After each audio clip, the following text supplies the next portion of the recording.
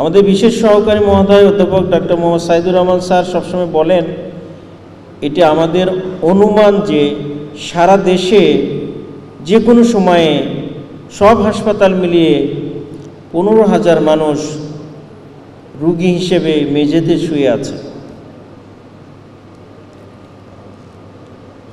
আমরা হাসপাতালের পরিচ্ছন্নতা বজায় রাখতে পারি না।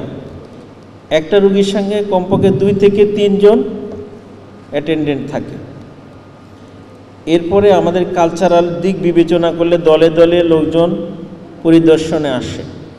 তাহলে হাসপাতালের পরিষ্কার পরিচ্ছন্নতার আমাদের সক্ষমতা কোথায় গিয়ে দাঁড়ায়, এটা একটা বিবেচ্য বিষয়।